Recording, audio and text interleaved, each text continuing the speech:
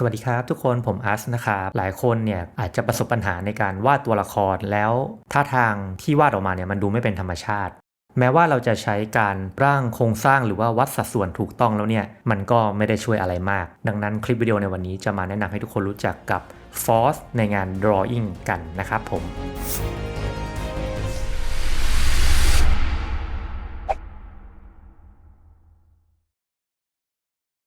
ไม่ใช่ Force แบบนั้นนะครับ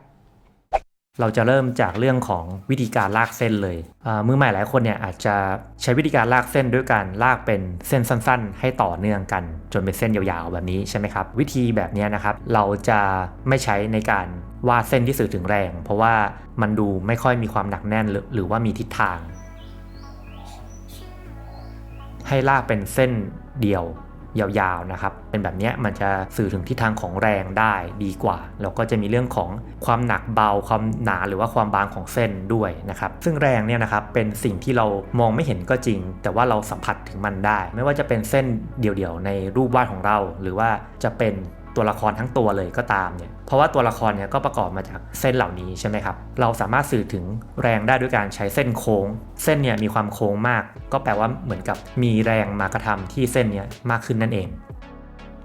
สำหรับร่างกายของคนเรานะครับแม้ว่าเราจะยืนเฉยๆก็ตามเนี่ยในร่างกายของเราเนี่ยก็จะมีการถ่ายเทของแรงอยู่ตลอดเวลาเพื่อสร้างสมดุลไหล่เราอาจจะเอียงไปข้างหนึ่งสะโพกของเราอาจจะเอียงไปข้างหนึ่งอะไรประมาณนี้ถ้าเกิดเราลองสังเกตดูด้วยการลองวาดรูปสตัดดี้ตัวร่างกายของเราเนี่ยนะครับเราจะสังเกตเห็นถึงริทึมหรือว่า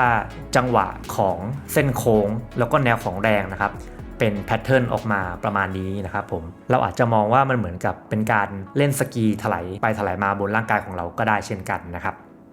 ก็จำง่ายดีสำหรับวิธีการฝึกเราสามารถทำได้ด้วยการวาดgesture หรือว่า gesture drawing นั่นเองนะครับผมอุปกรณ์ในการฝึกเนี่ยก็ไม่ยากเลยนะครับเราจะใช้แค่กระดาษกับดินสอนะครับ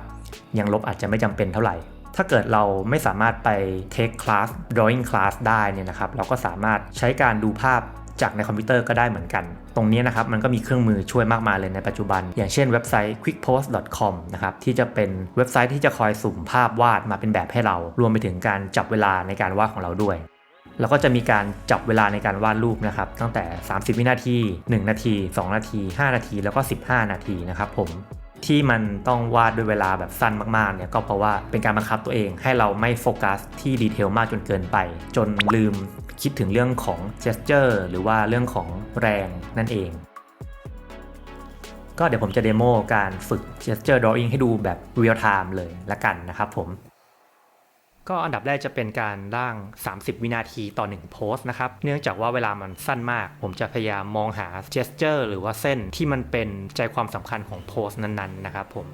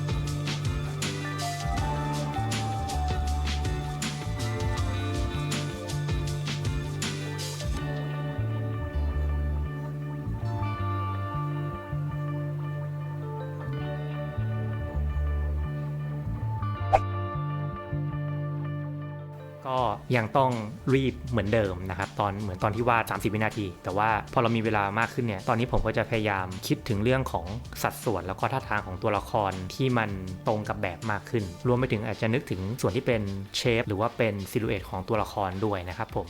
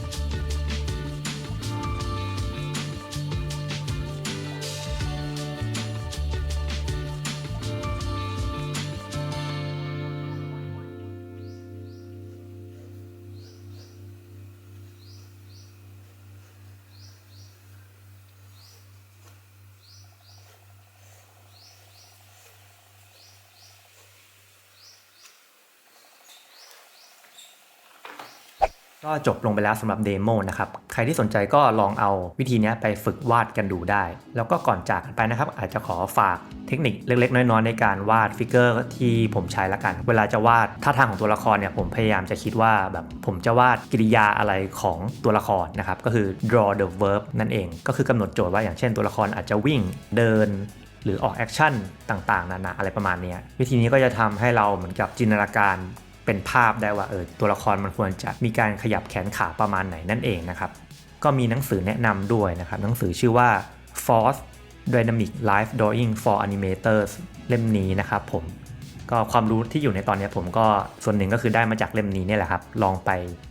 ซื้อหาอ่านกันดูได้นะครับก็หวังว่าเนื้อหาในตอนนี้จะเป็นประโยชน์กับทุกคนที่กำลังฝึกวาดรูปอยู่นะครับผมถ้าเกิดใครอยากจะสนับสนุนช่องนี้นะครับก็มี